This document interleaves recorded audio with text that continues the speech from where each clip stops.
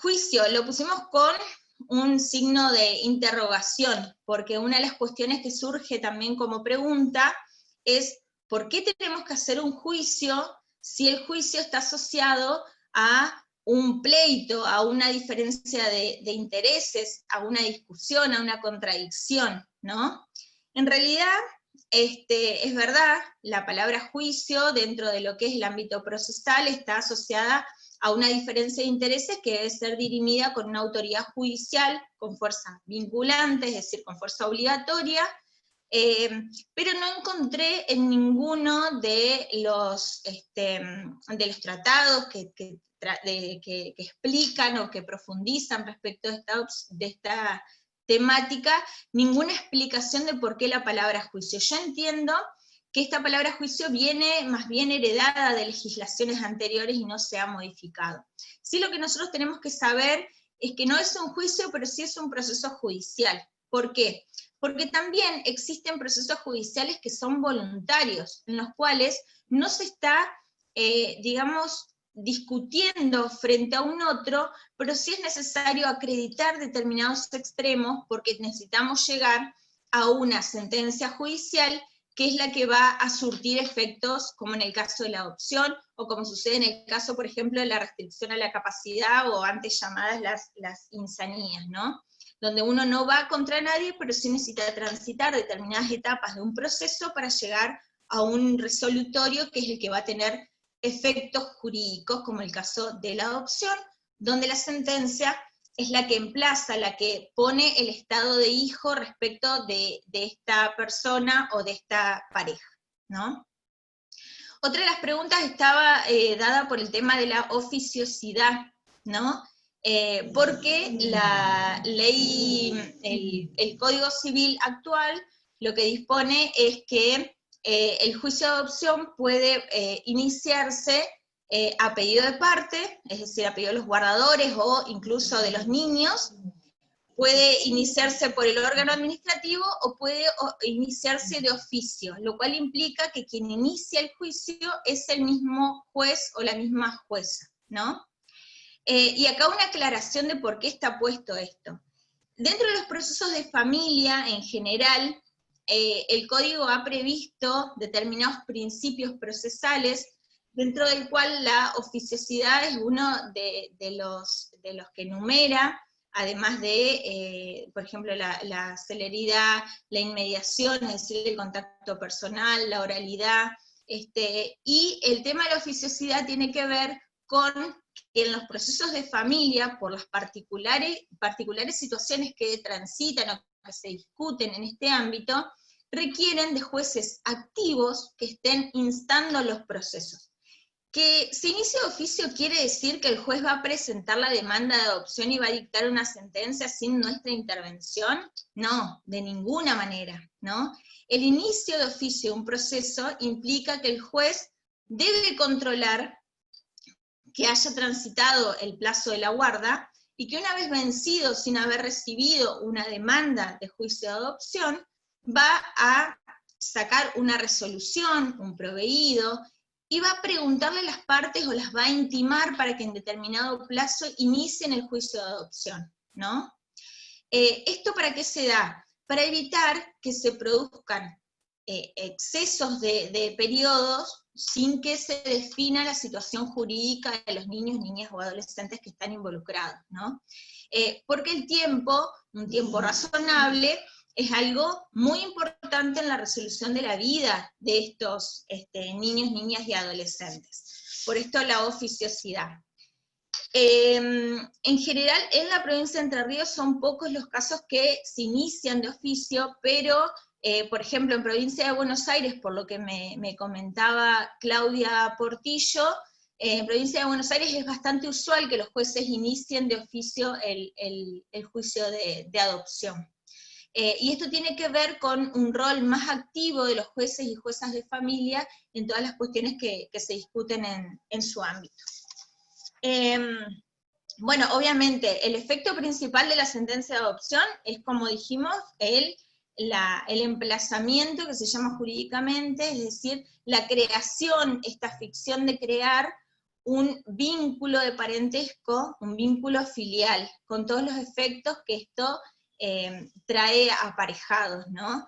Efectos en cuanto al ejercicio de la responsabilidad parental, efectos en cuanto a la responsabilidad por el cuidado y por los actos que estas personas menores de edad van realizando en su vida civil, y también efectos en el ámbito sucesorio, ¿no?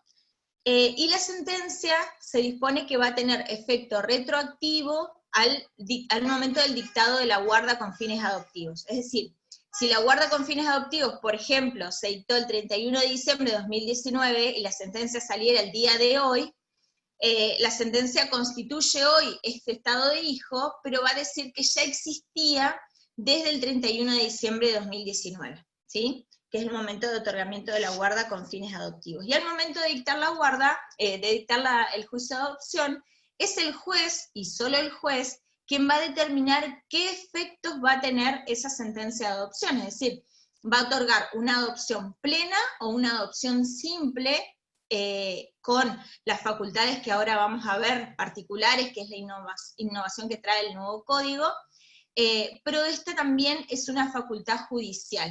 Quienes presentan, por ejemplo, en el caso de guardadores, que presenten una demanda de adopción plena, después el juez podrá decidir, conforme a las circunstancias del caso, y sobre todo teniendo en cuenta el interés superior de los niños y las particularidades que se han dado en relación a su familia de origen, qué tipo de adopción o qué tipo de vínculos crea o extingue al momento de dictar la sentencia de adopción.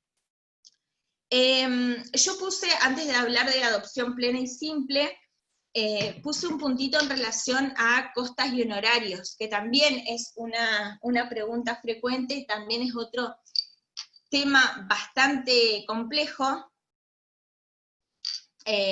porque el tema de los honorarios y del costo que tiene realizar un juicio de adopción, ustedes fíjense que hasta ahora veníamos en un proceso en el cual, salvo la guarda con fines adoptivos, donde sí intervienen ya los postulantes, no había una intervención que amerite una representación o un patrocinio jurídico, ¿no? En la provincia de Entre Ríos son muy pocos los jueces y juezas que solicitan este patrocinio en esta instancia, sino lo más usual es que hasta esta altura, hasta el periodo de la guarda con fines adoptivos, los postulantes no requieran de un abogado particular, ¿no? Hay dos cuestiones acá. Una que tiene que ver con que cualquier persona, y esto todas las normativas del ejercicio de la profesión lo disponen y los códigos procesales también, cualquier persona que se presente ante un proceso judicial debe hacerlo con la asistencia técnica de un letrado patrocinante, por lo menos, o de un apoderado, ¿no? ¿Y esto por qué está dado? Porque es una garantía del debido proceso. Quiere decir que una persona que se presenta ante un expediente judicial, cualquiera sea, ¿no? Va a tener el asesoramiento técnico en cuanto a qué posibilidades hay de hacer presentaciones conforme a mi derecho y de poder conocer qué efectos tiene y qué, no sé, qué plazos hay, qué es lo que puedo recurrir, qué es lo que puedo pedir y qué es lo que no. Todo esto, que tiene que ver con el acceso a justicia y con el debido proceso, es un derecho y una garantía para las partes. Pero a veces este derecho y garantía se convierte en digamos, en algo cuesta arriba, cuando decimos, bueno, pero esto tiene un costo y nosotros estamos atravesando ya un proceso de vinculación o de inserción de niños dentro de nuestro grupo familiar, donde a veces los recursos son limitados, ¿no? Bueno, pues bien, también los abogados que intervienen en las causas judiciales tienen, digamos, el derecho de poder cobrar los honorarios por su actuación. Yo no tengo una respuesta única para poder dar a esta situación. Sí decirles que es un tema que está en discusión, o al menos está puesto sobre la mesa como algo a poder buscarle una solución, que, digamos, los juzgados determinan en la mayoría de las normativas de honorarios un honorario básico para los juicios de adopción, Yo, por ejemplo, en Entre Ríos, el mínimo que se tasa para un juicio de adopción son 30 juristas, que aproximadamente son 2.600 pesos, perdón, 21.600 pesos al día de hoy de honorarios, y es una suma bastante considerable. En algunas jurisdicciones también es posible recurrir a las defensorías públicas o a los asesores de menores o a la figura de los defensores que intervienen en cada jurisdicción, pero esto no es sencillo en todas las jurisdicciones, porque a algunos les requieren la realización de otro proceso, que es un beneficio de litigar sin gastos, para demostrar que no tienen recursos para poder pagarlos. En fin, sé que hubo preguntas en relación al tema de honorarios y en tema de la posibilidad de la gratuidad. Hoy la gratuidad del juicio de adopción no existe. Sí existe la liberalidad de la tasa de justicia, que es el impuesto que se paga por cualquier juicio a nivel nacional, y creo que la mayoría de las provincias exime al proceso de adopción del pago de este impuesto. No así del pago de los honorarios, porque el abogado es necesario dentro del proceso, una representación es necesaria, pero tampoco es posible pedirle, por ejemplo, a los abogados particulares que litiguen en forma gratuita. Entonces habría que ver quién se hace cargo de esos honorarios, y es todo un tema a discutir. Bueno, vamos al último puntito, si quieren. No sé si hay alguna pregunta o algo que... ¿Laura? No, justamente tiene que ver ahora cuando explique simple y plena, sí, tiene que ver con esto, María. Bueno, la adopción simple y la adopción plena. Yo, en líneas generales, cuando nosotros damos los talleres para postulantes en nuestra provincia, tratamos de que no haya mucho enredo en relación a esto, pero sí sé que es un tema necesario y que genera muchas dudas. Yo creo que toda persona que se enfrenta a un proceso adoptivo debe tener en cuenta que existe la posibilidad de la vinculación con la familia de origen, que esto es parte de un proceso adoptivo. Esta forma de filiar tiene que tener la suficiente plasticidad y la suficiente trabajo en pos de poder aceptar que esta es una gran posibilidad, cuando por supuesto estamos hablando de vínculos de los niños que han sido beneficiosos para los niños. Nadie está diciendo que los vínculos que se deban sostener son aquellos que han sido, por ejemplo, vínculos de maltrato, vínculos de situaciones de abuso, o que han generado mucho daño en los niños. No estamos hablando de eso, pero sí de aquellos vínculos que han sido beneficiosos para los niños. Es algo que tiene que estar muy presente y que es necesario para todos los postulantes que se aborde y se trabaje, ¿no? Pero más allá de eso, nosotros tenemos dos tipos de adopción que el código dispone, que tienen distintos efectos, y que el juez, como decíamos, es quien va a determinar qué efectos va a tener esa sentencia que está dictando. Con una novedad muy importante, que se agrega un artículo más que otorga facultades distintas, o una facultad extra a los jueces, para poder flexibilizar estos tipos, y me parece que tiene mucho sentido por cómo está armado el sistema de la adopción. Básicamente, la adopción plena tiene como consecuencia emplazar, es decir, crear este estado de hijo en la familia adoptiva, y extingue los vínculos con la familia de origen, con excepción de aquellos vínculos que específicamente el juez determine sostener. Por ejemplo, puede determinar la adopción plena de este niño con este postulante o esta pareja de postulantes, lo cual implica generar vínculos jurídicos. No estamos hablando de vínculos como un régimen de comunicación, un régimen de visitas, sino vínculos jurídicos, con todo lo que eso conlleva dentro de lo que es el establecimiento del parentesco, ¿no? Obligaciones alimentarias, derechos sucesorios, etc. No solamente con sus progenitores adoptivos, sino también con la familia de esos progenitores adoptivos, ¿no? Jurídicamente pasan a ser parientes, es decir, pasa a ser jurídicamente nieto de los padres adoptivos, sobrino de los hermanos de los adoptantes, ¿sí? ¿Se entiende hasta ahí? Y corta con los vínculos con la familia de origen. Eso es, digamos, lo principal en la adopción plena, que además tiene una característica primordial, que es que la adopción plena es irrevocable. Es decir, una vez que se dicta la adopción plena, yo no puedo presentarme después cuando tengo algún conflicto, alguna situación, o incluso el adoptado no puede llegar a la mayoría de edad y presentarse y decir, revóquenme esta adopción, yo no quiero ser hijo de estas personas, ¿no? Es irrevocable, no es algo que se pueda, digamos, como la adopción simple, revocar. A ver si no me olvidé de algo más importante.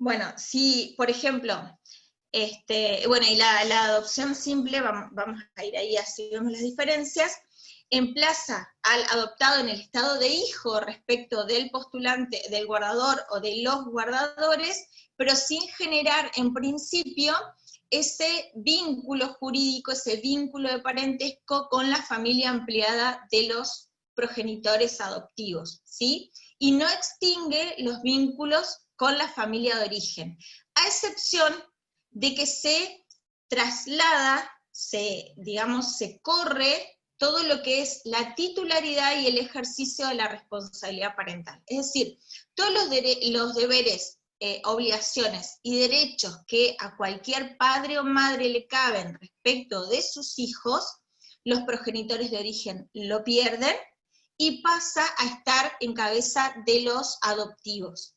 ¿Se entiende? ¿Ahí? Pero aun cuando disponga el juez el sostenimiento de vínculos con estos progenitores, la responsabilidad parental, es decir, quien toma las decisiones respecto de las cuestiones cotidianas y quien tiene todos los vínculos respecto, por ejemplo, a las cuestiones sucesorias o la responsabilidad por los daños respecto de los hijos menores, van a ser los adoptivos y no ya más los progenitores de origen. Y hay una cuestión con esto de las facultades judiciales que a pedido de parte, ya sea del niño, niña, adolescente, o a pedido de los guardadores, puede disponer cierta flexibilización. ¿En qué sentido? Por ejemplo, puede dictarse una adopción plena, que como principio emplaza en el estado de hijo y de parentesco respecto de toda la familia de origen, y cesa respecto de la familia, perdón, de la familia adoptiva y cesa respecto de la familia de origen, pero puede disponer que se mantenga algún vínculo con la familia de origen. Por ejemplo, con un abuelo, por ejemplo, con los hermanos, incluso con los progenitores biológicos. Hay situaciones, por ejemplo, de madres o de padres que tienen algún padecimiento mental o alguna restricción a la capacidad, alguna discapacidad, en la cual la situación ha sido no de maltrato o no de descuido o no de falta de amor o falta de cariño, sino de imposibilidad de cuidado, ¿no? Entonces, cuando este vínculo existe, por ahí es posible sostener esta vinculación jurídica y que los niños tengan, en ese caso, como se ha establecido, dos madres, por ejemplo, la de origen y la adoptiva. La diferencia es que acá, quien ejerce la responsabilidad parental y quien tiene esa titularidad de la responsabilidad parental son los adoptivos plenos. No, siempre los biológicos pierden esa posibilidad de tomar decisiones en relación a los niños. ¿Sí? María, sí. ¿puedo interrumpir un segundito? A ver, Sí. porque me parece que lo que generalmente genera como un temor es qué significa que en la simple continúen vínculos, por ejemplo, como vos decís, con una progenitora, con una cuestión, suponete, de una cuestión de una enfermedad mental. ¿Qué significa como compromiso para los adoptantes y qué significa para los niños que se mantenga un vínculo con alguien de la familia de origen? Bueno, ese vínculo puede llegar, digamos, a ser un vínculo jurídico.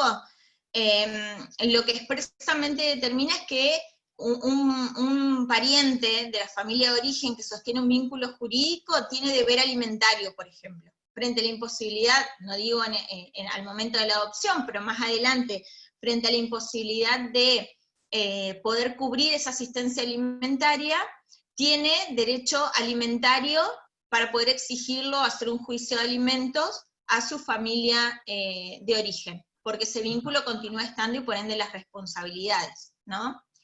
En el caso, por ejemplo, de la adopción simple, conserva los derechos hereditarios. Entonces, por ejemplo, si tenía un abuelo o una abuela que tenía una casa, puede ir y presentarse al juicio sucesorio y tener derechos a expectativa, digamos, a la herencia de esa persona dentro de su familia de origen.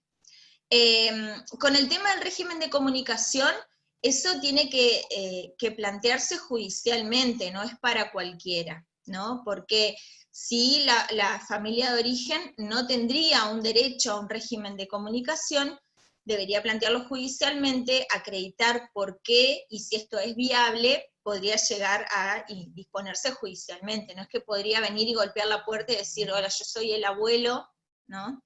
Yo soy la madre, yo soy el padre.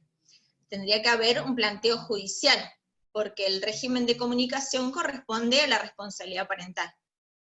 Bien.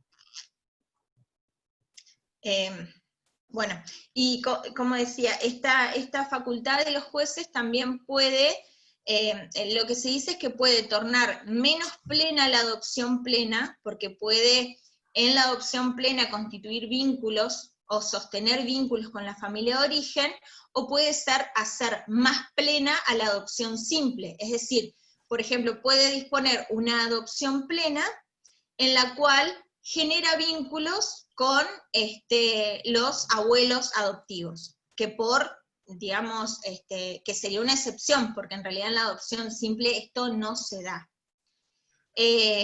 Digamos, esta facultad judicial me parece sumamente trascendente, porque en realidad lo que el juez va a determinar en estos casos es una especie de sentencia a medida de la situación que se está tramitando. Porque para poder hacer todos estos ajustes dentro de la sentencia, va a tener que analizar la situación que se da desde la toma de la medida de protección hasta el juicio de adopción en sí, y va a ir evaluando cuál es la mejor alternativa, o la alternativa que atienda mejor al interés superior de este niño en particular. ¿Sí? Bueno, hasta ahí llegué, no sé si querés que veamos alguna pregunta. Sí, en función de esto me parece muy interesante esta pregunta que dice, por ser yo adoptante monoparental, ¿cómo debo proceder para que mi hermana sea el lazo para que quede a su cargo el niño adoptado en caso de fallecimiento mío? En caso de no darse la adopción plena, no quiero que quede solo o sola el niño, ¿no? Bueno, en el caso de ser de cualquier adoptivo, ¿no?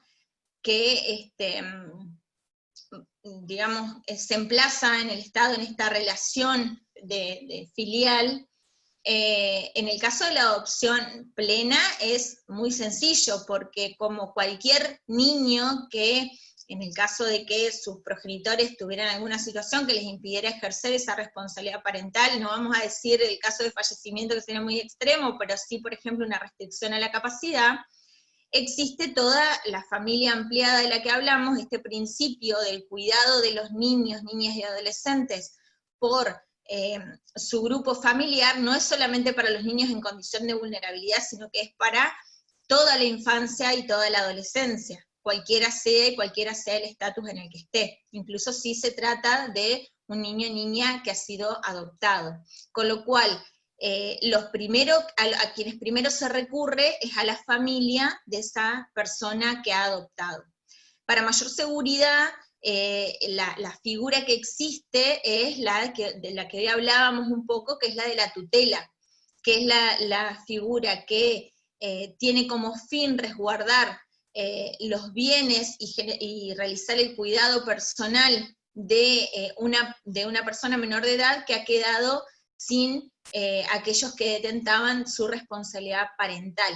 Con lo cual, la tutela permite que esa persona lo represente, que esté al cuidado, que administre sus bienes, y esta designación del tutor obviamente se da judicialmente, puede presentarse eventualmente si llegara a suceder alguna situación. Estos mismos tíos, abuelos, son quienes se presentan al juez y piden por esta tutela, pero incluso los progenitores pueden designar tutor para el caso de fallecimiento, por escritura pública o por testamento. Es decir, esto es algo que puede preverse anticipadamente, ¿no? Obviamente sujeto a una evaluación y una designación judicial, pero en estos casos no es que en caso de fallecimiento del progenitor o progenitor adoptivo, el niño vuelve a una institución, siempre que haya alguien que tenga interés en ejercer ese cuidado. Pero en la simple, vos decís que en la simple también, aunque no hayan creado un vínculo jurídico con tíos, ponele. Sí, también, por supuesto. Salvo que exista de la familia de origen un vínculo muy fuerte de cuidado.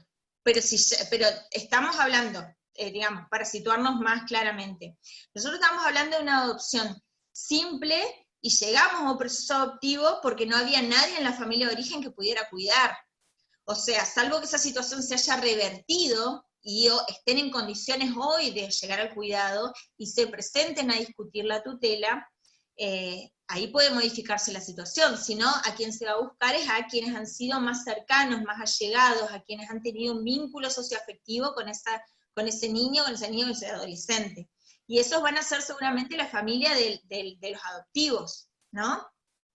Bien. Incluso la tutela, perdón, no es un rol que puede ejercerse, o sea, puede haber más de un tutor. Incluso la tutela puede ser compartida. Me imagino yo en un escenario de, suponiendo, un hermano que alcanza la mayoría de edad y que no había sido considerado antes porque era menor, pero que ha sostenido un vínculo muy fuerte con su hermano y dice, bueno, yo ahora quiero hacerme cargo. Y está la tía también que quiere hacerse cargo. Bueno, se presentará, podrá haber una tutela conjunta para algunos actos de un tutor y para algunos actos otros, la convivencia se planteará con alguno, pero todo esto es muy difícil de prever, ¿no?